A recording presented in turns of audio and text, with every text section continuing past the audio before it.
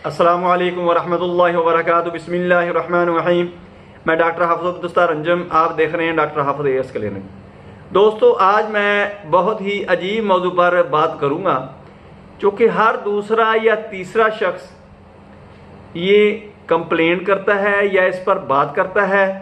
अक्सर मरीज़ ये बात करते हैं कि मेरे जो जॉइंट हैं इनसे आवाज़ें आती हैं। जब मैं नमाज़ पढ़ता हूँ या कोई काम करता हूँ तो उस वक्त पटाखों की आवाज़ें आती हैं। दोस्तों, ये मैं आपको बताऊंगा कि ये बीमारी है या नहीं है। पूरी वीडियो देखें, आपको बहुत ज़्यादा फ़ायदा होगा। ये बहुत ही इंटरेस्टिंग टॉपिक है मेरा आज का जो मौजू होगा वो है what is synovial joint sound, cracking and popping. दोस्तों, अक्सर लोगों को आपने देखा होगा कि जब वो उंगलियां चटखाते हैं, ऐसे ऐसे करते हैं, तो पटाखों की आवाज़ आती है और लोग इस पर कमेंट देते हैं कि ये आपकी हड्डी से हड्डी जब टकराती है तो उस वक्त ये आवाज़ निकलती है। दोस्तों, ऐसा नहीं है। ये दरअसल होता ये है कि जो जॉइंट के अंदर लिक्विड होता है उसके अंदर एयर बनती है। एयर बबल जो होती है, जब इसके ऊपर प्रेशर डाला जाता है, इसको चटखाया जाता है, इसको दबाया जाता है, तो वो जब अपनी जगह चेंज करती है उस दबाव से, तो वो आवाज़ निकलती है, वो साउंड होता है। उसको उंगलियां चटकना या पटाखे की आवाज़ जो कहते हैं, ये वही मामला होता है। ये बीमारी नहीं होती।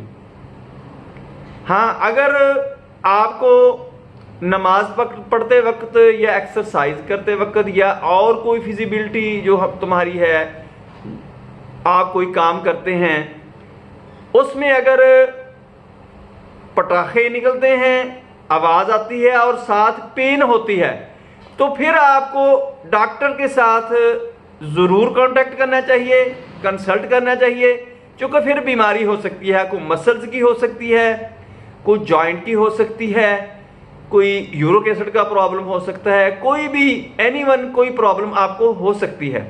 लेकिन ज़्यादा चांस क्या होते हैं कि आपको ये जो पटाखे निकलते हैं जोड़ों से आवाज़ आती है, मुख्तलिफ किस्म के आपको साउंड महसूस होते हैं।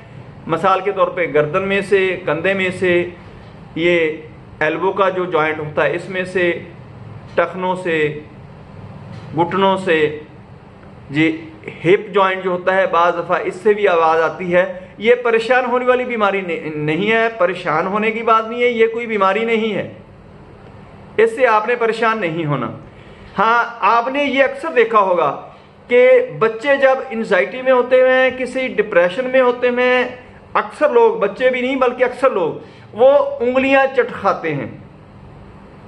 बच्चों की तो ये सिम्टम है कि जब बच्चा आपका उंगलियां चटखाता है तो आपने उसको इससे मना नहीं करना। आपने ये महसूस करना है कि इसको कोई एंजाइटी है, डिप्रेशन है, कोई परेशानी है, उसका हल निकालें। ये तो वो एक अपनी एंजाइटी को, परेशानी को डाइवर्ट कर रहा है, उसके साथ उंगलियों को चटखा के या कोई और कोई मसरूफियत निकाल कर ऐसे हो जाता है। अक्सर लोग करते हैं कि जब कोई एंजाइटी होती है, कोई डिप्रेशन होता है, तो वो इस किस्म का काम करना शुरू कर देते हैं कि उनका वो जो दूसरी चीज़ में डाइवर्ट हो जाए, और इससे वो इस तरीके से निकल भी आते हैं।